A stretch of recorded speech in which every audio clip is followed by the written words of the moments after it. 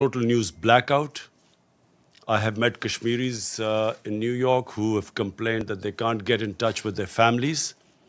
They don't know what's going on. We know of mass arrests. We know that the entire leadership of Kashmir, even those leaders who were pro-India, who wanted to be part of India, even those Kashmiri leaders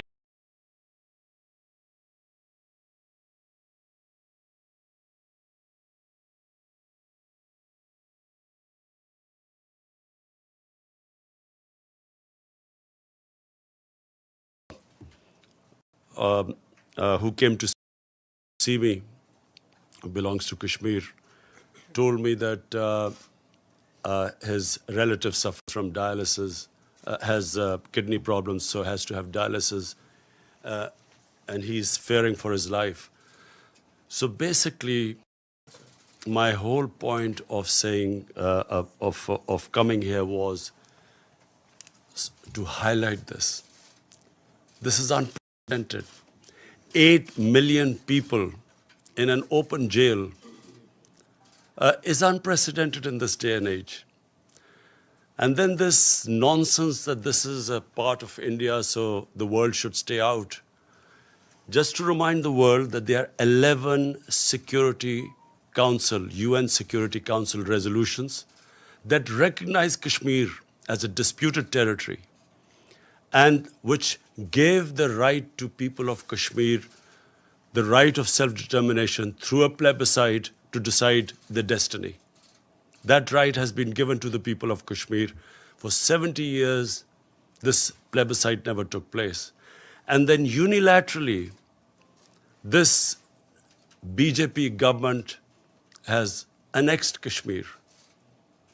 They have gone against their own constitution. They've revoked the constitution of Article 370.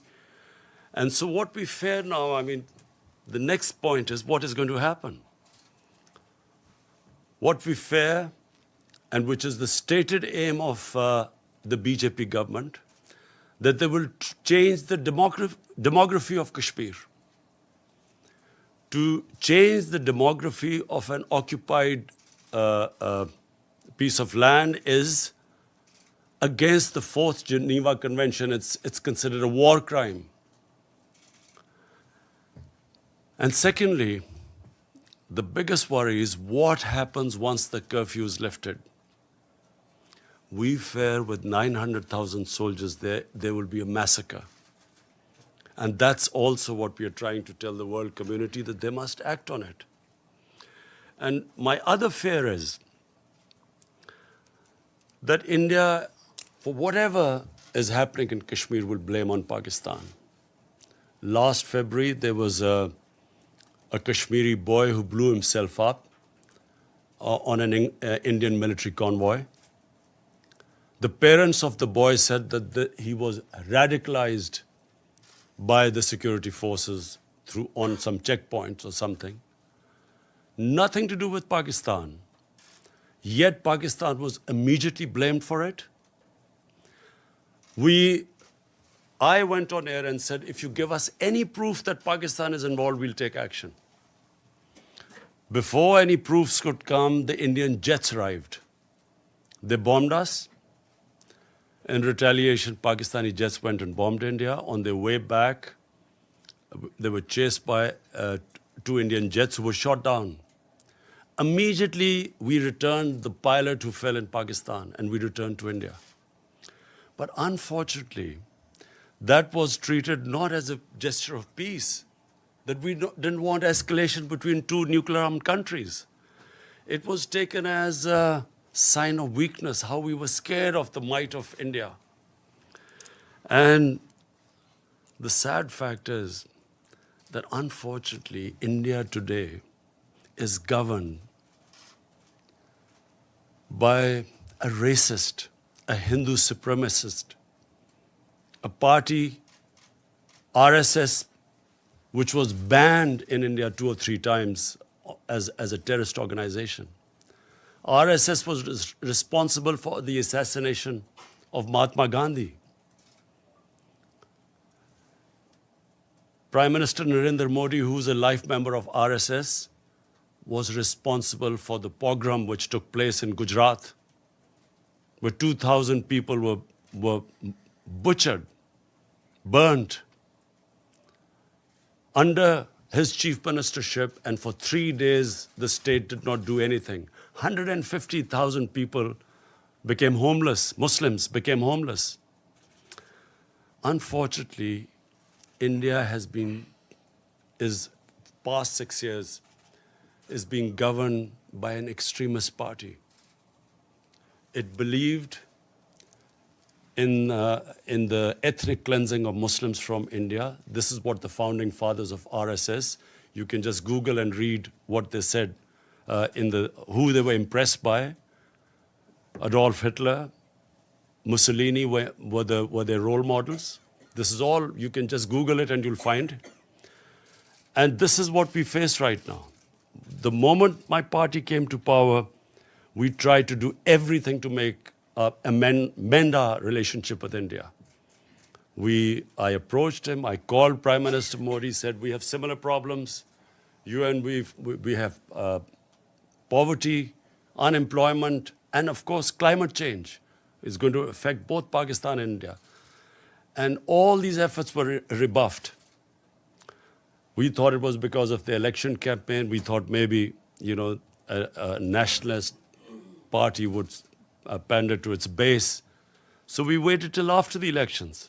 And once the elections were over, we again approached them, and then we found that they were trying to push us into the FATF blacklist to bankrupt Pakistan. That's when we realized there was an agenda. And of course, on 5th August, the agenda came forward. They do not consider Muslims as equal citizens. Neither do they consider Christians as equal citizens. They do not believe in the Nehru-Gandhi secular, plural Indian society. India is changing, has changed in the 6 years. I know India. I have friendships, I know through cricket, I know the India of Nehru and Gandhi, and I know what is going on now. So I'm alarmed, and I think the world leaders need to know. I've spoken to the world leaders. I've spoken to President Trump. I've spoken to Boris Johnson, the British Prime Minister. On telephone, I've spoken to Angela Merkel, to President Macron of France. I've spoken to the Muslim leaders. And this is the time for the world to act before this goes too far.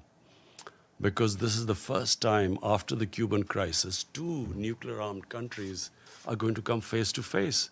And what we fear is already the statements that are being given, that terrorists are being lined up on the borders of Kashmir, waiting from Pakistan to go inside. What sort of a nonsense is this?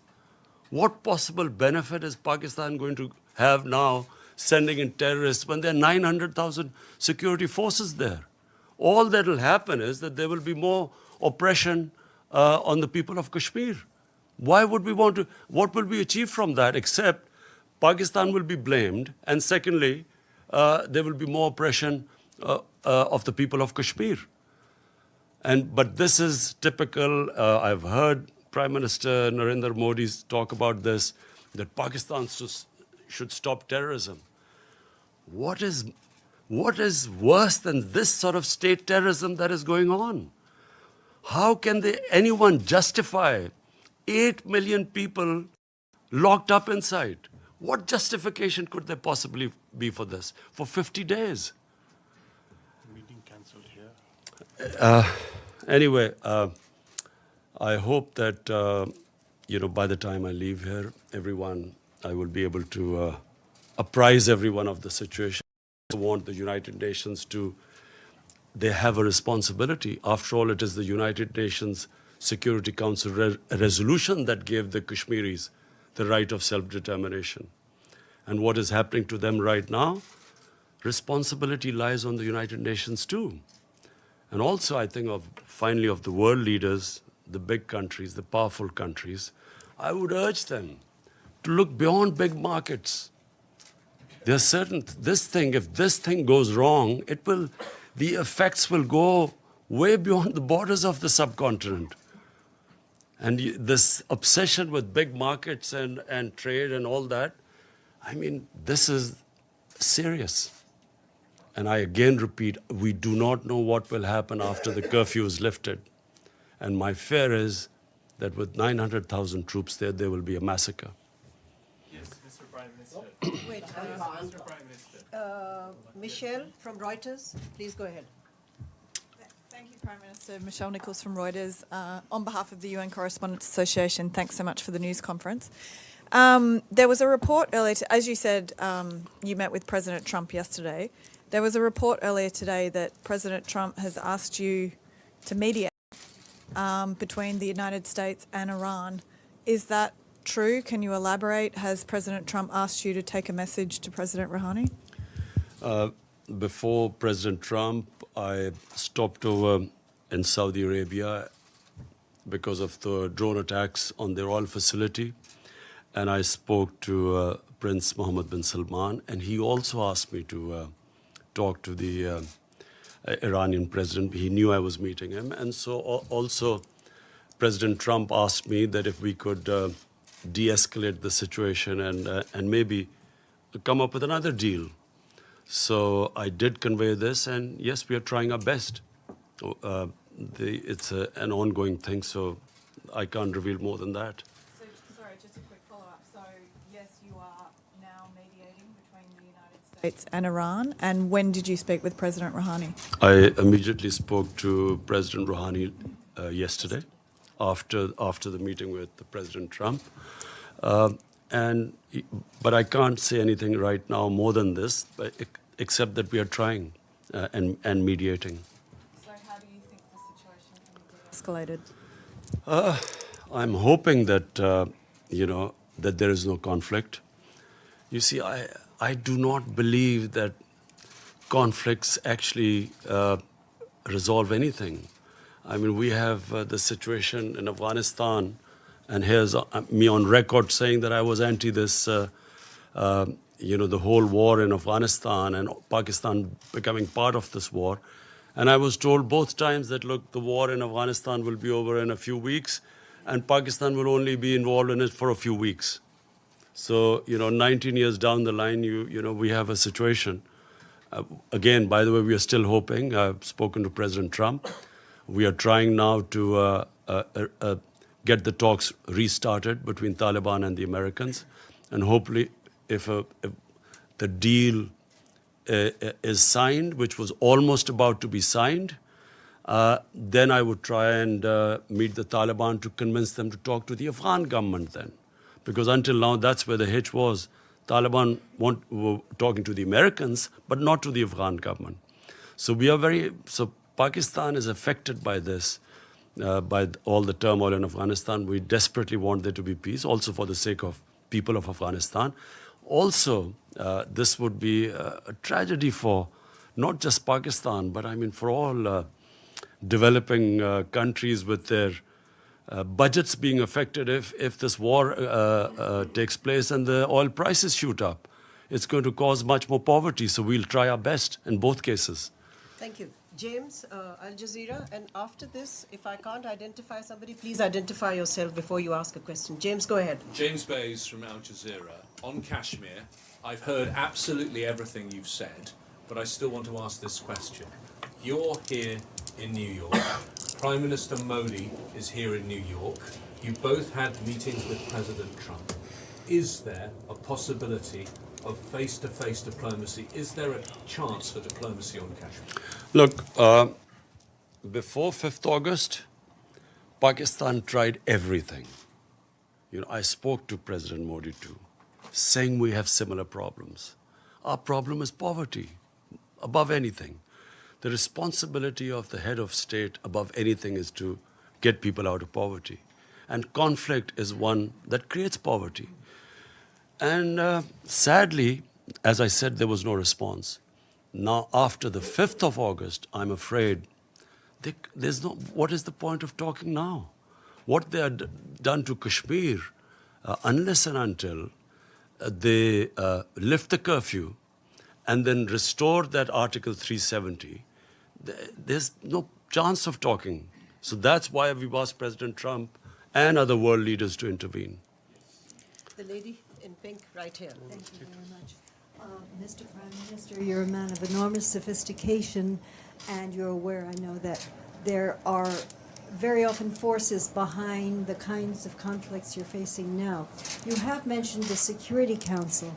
Now, one of my concerns, if this issue becomes before the Security Council, is there has been a tendency to attack Islamic countries, Iraq, Libya, and now Syria. And wouldn't it be risky to get the Security Council, with its multiple interests conflicting, involved in this? What would your expectation or hope be? The responsibility is peace and security. Look, I mean, if ever the Security Council has to move, it's now. And I'll say for two reasons. One, the people of Kashmir are suffering simply because the Security Council could not implement its decision to allow them the right of self-determination. The 11 resolutions. So it's their responsibility. 8 million people are locked inside for 50 days. It's inhuman. So what is the Security Council for then? Second, this has a potential of the unthinkable. Two nuclear-armed countries face to face. Surely the Security Council came into being to stop this. I mean, this is as bad as it gets. So here's me, the reason I started by saying, I would not have come out of Pakistan because, you know, we are just about coming out of a really difficult economic situation and governance issues and fighting a corrupt mafia. I would not have come here. But I'm alarmed because here's me, there's one prime minister that side, there's one this side. You know, a sane mind can't think of a nuclear war. No sane mind can think of it. We grew up and after the Cuban crisis, and all of us sort of knew that the Cold War was there because the other war was unimaginable. But when you have what you have in India right now, and I say this who knows India, this is an ideology, a racist ideology, which believes in the supremacy of a Hindu race. The other races are not supposed to be equal. How do you reason with them? How do you reason with what they've done in Kashmir? I mean, would you expect a civilized society to do what they've done? I'm locked in, 8 million people. So therefore, I'm worried that if this goes on, there can easily be a miscalculation. And that's why the United Nations must act. Mr. Prime The lady in the white suit at the back, please identify yourself. We'll come to you, Mateen, in a minute. Let's just take some UNGA members. Thank you very much. My name is Nazira Azim Karimi. I'm Afghan journalist. Mr. Khan, as Afghan people have a high expectation from you, because you're peace ambassador, you are very famous soccer player. No, cricket. Ball game, more or less the same. Ball is involved. Very famous. As a peace ambassador, which role Pakistan should play to bring Taliban and the table to make negotiation with the Afghan government? What is the reason Thank you. why they don't want to talk with Afghan government? Thank you. Thank you. Well, this was a sticking point, as you're right, that the Taliban were willing to talk to the Americans, but not to the Afghan government. And at one point, the Taliban wanted to meet me, but I asked the Afghan government, and they asked me not to meet them. So the reason they said was that until President Ghani came to Pakistan, only then afterwards I should meet them. So I was planning to meet them once they had signed the deal with the Americans, and I would have met them for only one reason, that they should now talk to the Afghan government. But unfortunately, on a tweet, we found out that the deal was off. But, you know, it's very sad because that was very close. And once the deal was made, then, you know, the progress would have been made. But let me just be clear.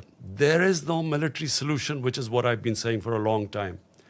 And once the Afghans get together, they will find a solution.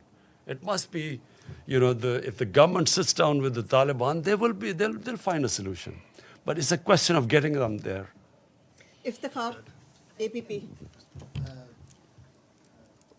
you, Mr. Prime Minister. Iftikhar Ali from Associated Press of Pakistan. For weeks, you have been calling for lifting of siege in Indian occupied Kashmir. And in this connection, you have met representatives of international humanitarian organizations. What is it that prevents them to carry out their mandated task of providing relief to the Kashmiri people and to visit the prisoners, which they are mandated to do?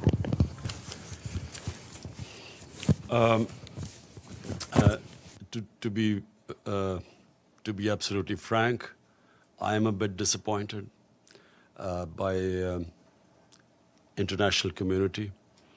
I'm disappointed first because, you know, if 8 million Europeans were put under siege like this for 50 days, or Jews were put under siege, or Americans were put on siege, well, forget Americans, even 8 Americans were put under siege, but I'm talking about any other. I mean, would the reaction have been the same? You know, they make statements and there is no pressure as yet on Narendra Modi to lift the siege. So we will keep mounting the pressure. And I will tell the UN, I'm speaking on Friday, I will tell them that if there is a massacre, I mean, what are 900,000 troops doing there? When India says that, you know, Pakistan is sending these terrorists, 500 terrorists, what can 500 terrorists do in front of 900,000 troops? Why would you send 500 terrorists as what they're saying? 900,000 troops are not to fight terrorists. They are to control, intimidate, and subjugate a population. And population, the entire Muslim population, I mean. This is why it is going to have repercussions far beyond Kashmir. Because 1.3 billion Muslims are watching this. Where is the world community? Where is the international community? Where are laws? United Nations Security Council had given them that right of self-determination. And what is happening to them now? So this will have repercussions. It's going to create radicalization. This is going to get worse. I'm flagging it right now because this is just the beginning. Once the curfew is lifted, God knows what is going to happen after that. Do they expect that the people of Kashmir, who've already lost 100,000 people in over 30 years, do they think that just because India has revoked Article 370, they will quietly accept the status quo? They will accept that India has taken over and annexed Kashmir? Of course, this is going to be there's every likelihood of there being a massacre. So the world community will be responsible. Mateen Haider. Can I just add to what the Prime Minister said to your question, sir? The President of the ICRC met the Prime Minister yesterday, and he said that in order to go and operate in Jammu and Kashmir, Indian occupied side, they need permits. They've applied for permits, and they have neither been refused nor been given permits. So practically, they're inaccessible. Yes, Mr. Prime Minister over here, Mateen Haider, Ji, Mateen. So you just expressed disappointment over international community's cold response. But you are saying at the same time you are making all efforts, meeting world leaders. What is the reason India is unmoved? And when you met President Trump, again he said that he is ready to mediate if requested. So when he will be requested, and second part of it, how serious is the threat of attack or adventure from the Indian side, and what is your defense preparation? Do we have the capability to thwart any possible aggression from India with full force? Thank you, Mr. Prime Minister. Look, disappointed because I really feel, now, not as a Pakistani Prime Minister, as a human being, I feel disappointed that how can the world community stay quiet when 8 million people are being treated worse than animals? It's just simply disappointment coming from there. Secondly, I know why the response is lukewarm, and I know why Mr. Modi is not pushed at the moment. The reason is because people look upon India as a market of 1.2 billion people. Sadly, this is what is happening. Material comes over the human. So it's because it's a big market. They know it's wrong. Everyone I've spoken to knows this is wrong. Some are appalled by it. But they keep quiet because in the end they start thinking of a market. But my simple message to all those who are looking at a big market, this can go very wrong. To your point, to your second question, last time when they made Pakistan an excuse for this, a boy brutalized by the Indian security forces who blew himself up, they blamed Pakistan and bombed us. And once a conflict starts between two nuclear-armed countries, and I told the Indian public too on television, I said it will go beyond my hands, or your Prime Minister's hands once it starts. Who knows where it's going to end up? So it's madness to allow this whole situation to deteriorate further, because it's only going to deteriorate. Again, I repeat, what will happen when you lift the curfew? What is going to happen? What do they think that the Kashmiris, after how they've treated them, are they going to quietly now accept India, that India has taken over Kashmir and they'll accept it? I fear there's going to be a bloodbath. And that's when things will start deteriorating very rapidly. I know you all want to ask questions. I'll come to you one by one. The lady in the blue, please go ahead, and if you can identify yourself. Thank you.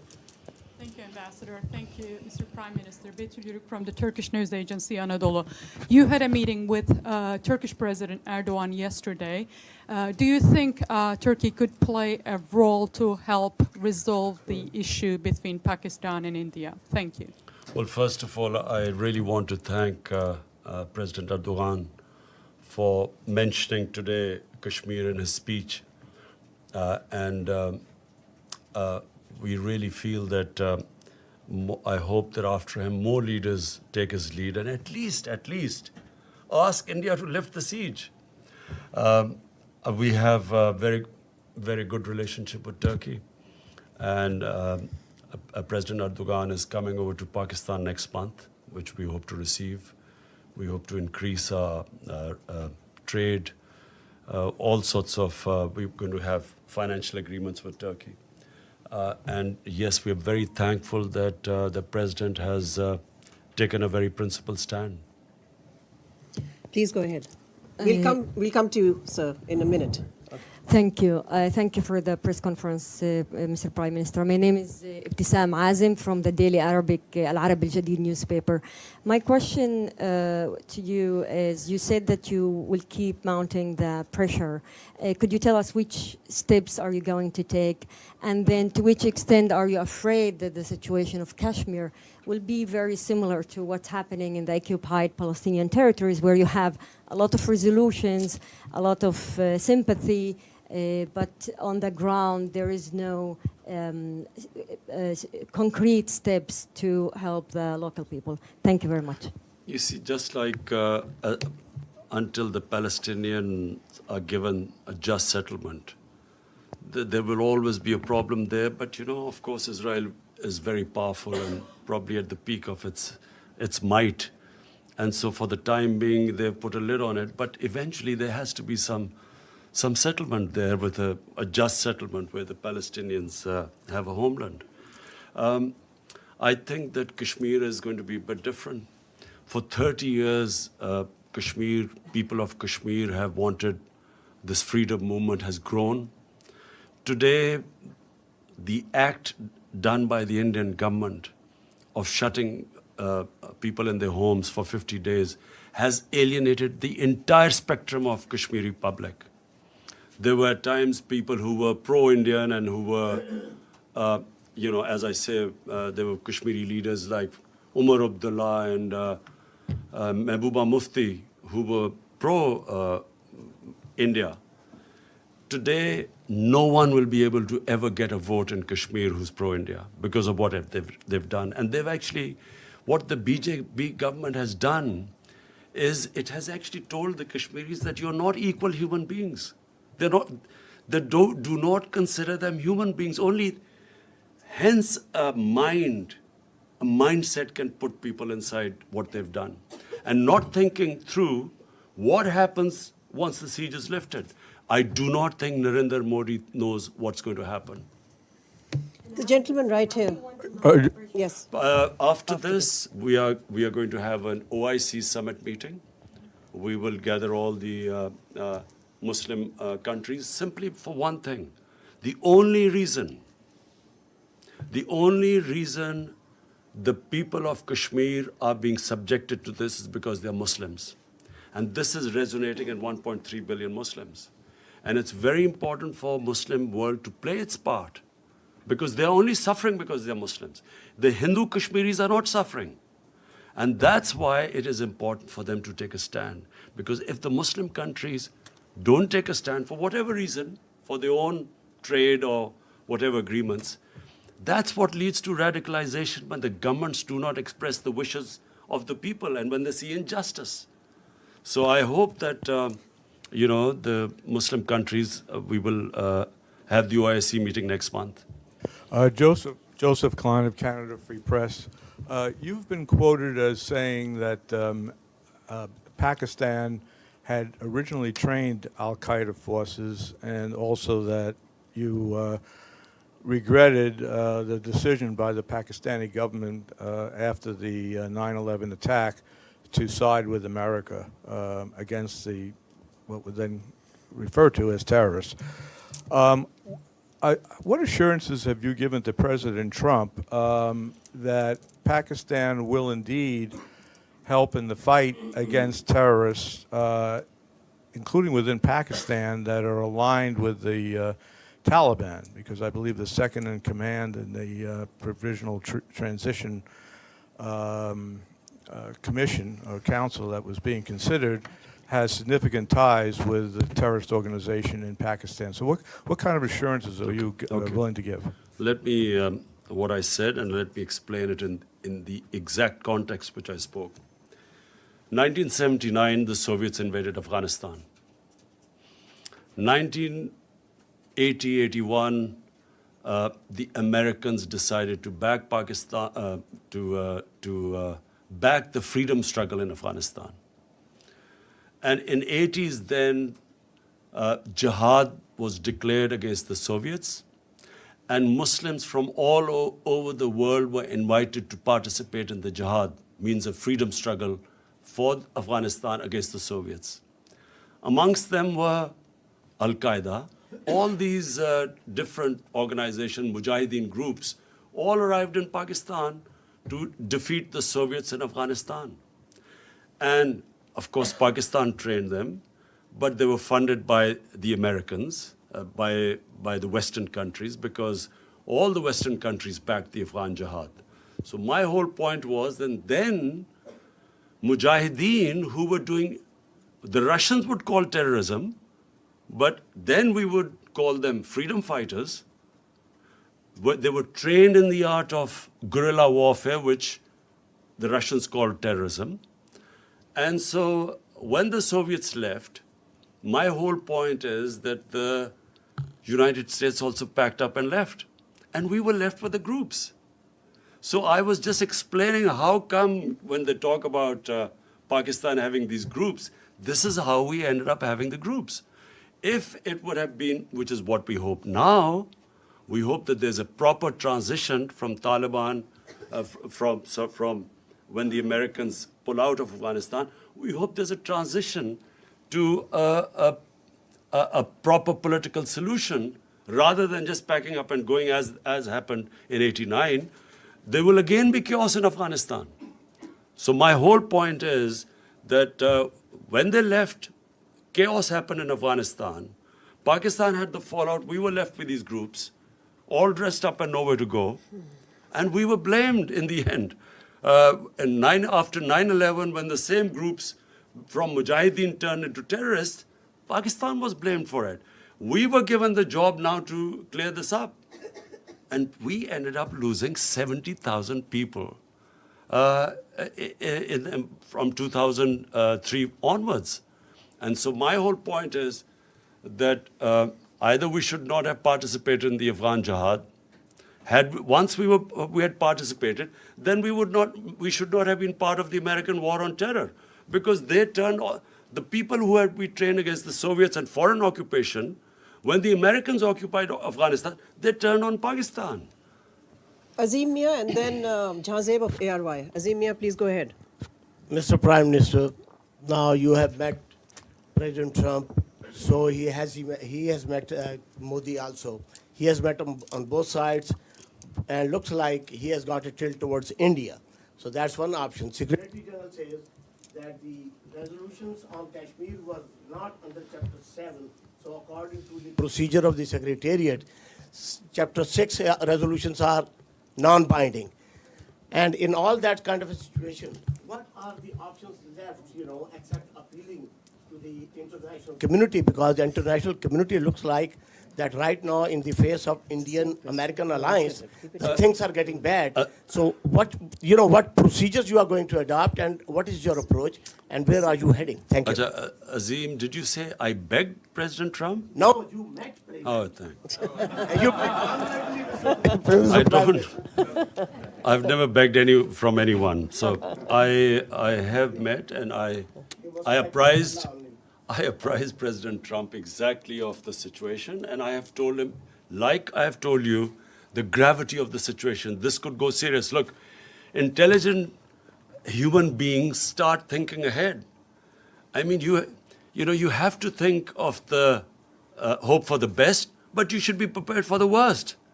The worst scenario in this is unthinkable. Normal human beings do not think of that. And so therefore, it is my job to tell them, in my opinion, things will deteriorate. We will keep them apprised. At least we have informed the world community what's going on. And as time goes on, and I fear that this is going to end up in a massacre, at least we will be able to tell the world community. And if India blames Pakistan for this, then at least the world would know about it. Previously, it was anything that happened in India. Look, what has been going on in the past? After 9/11, you used that magic word, Islamic terrorism, and all humanitarian rights were waved aside. You could do whatever you like with the people, provided you could term them as Islamic terrorists. And this is exactly what Narendra Modi is doing. This near genocide which he's about to commit, he's blaming it on Islamic terrorism, hoping that he'll get away with it. And that's why it's important for us to communicate with the Western world and civilized world and tell them what is happening. That's why we're telling them, send your own observers and find out what's happening. If India has nothing to worry about, and guess what the excuse of shutting down, putting people under curfew and shutting them in their houses for 50 days, the excuse is that this is to develop Kashmir. This is for prosperity of Kashmir. This is what the Narendra Modi position is. So it's important for us to tell the world, and I know now, I'm satisfied that at least everyone knows. I've apprised all the major world leaders of the situation in Kashmir. The follow-up question is... No, Azimia. No, Azimia. No, there are other people who want to ask a question. Go ahead, Jahzeb. Thank you, Ambassador Malia. This is Jahzeb Ali from Airwine News TV, Pakistan. Prime Minister, like President Trump, Secretary General of the United Nations also offered to mediate between India and Pakistan on Kashmir issue. On Kashmir issue. So, sir, you still have to meet him. Sir, will you comment on the role of United Nations? I mean, United Nations also failed to implement its own resolutions for the last many years. So, in your opinion, what's the reason for that? Thank you, Jahzeb.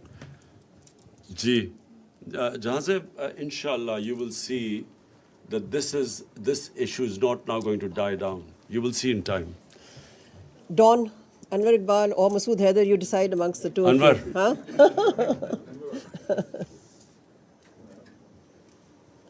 Sorry. Jane. I have a very brief, very simple question. You are here, met world leaders, you will be speaking in 2 days, and you will go back. What other options do you have now if the international committee does not respond? Look, Anwar, let's be straight about this. What options have we got apart from this? I mean, we can't attack India if, clearly that's not an option. Apart from that, we are doing everything possible. Apart from starting a war, we are doing everything possible we can. We are all the time exploring every possibility. We're making sure every world leader knows about the situation. I will be speaking on Friday as well, and I will try my best to make the world understand. And then media, I'm going to, I believe that the media is very powerful. The Western media, I had meetings last night, and I realized that a lot of them already know what is going on. And so I know what happened in Bosnia. When the ethnic cleansing of Muslims started in Bosnia, for a while the world did nothing. But the media put such a pressure that eventually the world had to do something. And I believe that in Kashmir, it's exactly the same thing will happen. Even though countries are worried about their economic interests and markets, I believe that this is a much bigger issue than markets and economic interest. And eventually the world will be interested. Let's take Hassan from the Daily Times. Mr. Prime Minister, in the past we have seen we had General Musharraf 4-point formula and we also had a Chenab formula. What proposal would you suggest to resolve Kashmir if you are able to talk to India in the near future? For a start, they have to lift the curfew. That's the beginning. I mean, this inhuman curfew of 50 days. Even the Congress party in India has commented that poor people have been shut inside for 50 days. 50 days they've... no one knows what's happening with all the prisoners, political prisoners, thousands of them.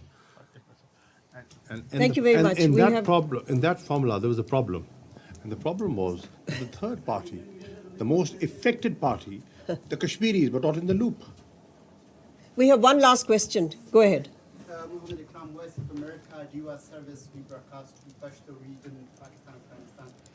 Did Trump ask you to play some role or active role in Afghanistan? And did he told you something about to put some pressure on Taliban? And whatever you told him?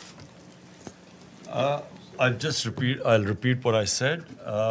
We were very surprised because the deal was about to be signed when from a tweet we found out that the deal had been broken.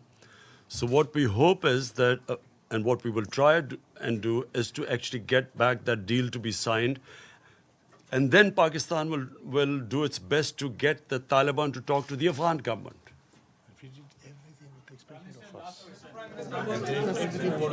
We're done. We're done. As we know that there is no word of disappointment in your dictionary. Really appreciate as you have conveyed Pakistan's narrative loud and clearly across the world. During these days, you have met with different head of states, including Donald Trump. Now, in your opinion, what they are thinking and how much they are convinced? If no mediation, then what next? Look, the disappointment is not because I think that people of Kashmir, I feel that what Narendra Modi has done, he has boxed himself into a blind alley. There is nowhere for him to go from now onwards except a general massacre of people of Kashmir when the curfew is lifted. There's no other way for him to go. So I feel that from now onwards, and I know that the people of Kashmir for 30 years have been fighting for their independence, and 100,000 have lost their lives. They have lost fear of death. When a population, and you're talking about not a few thousands, 8 million people, when they lose fear of dying, and freedom becomes much more important than living a life of slavery, I don't think that he will be able to stop this now. I think the momentum will gain pace. So I'm not disappointed about where it is headed, because I know that this will eventually now end up in freedom for people of Kashmir. What I'm disappointed is that for some reason, countries put their economic interests ahead of human beings. This is the same with climate change.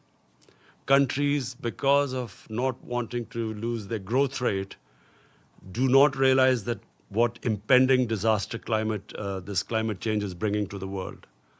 Neither do countries, for instance, which I'll be speaking about, this money laundering which comes from the developing world into the rich countries every year.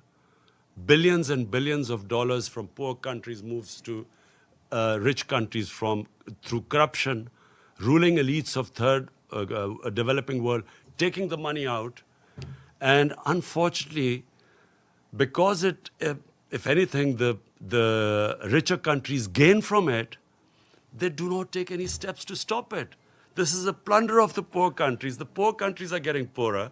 The rich are getting richer. And these criminals who plunder the poor countries have an easy way of parking their money, buying flats in New York and London.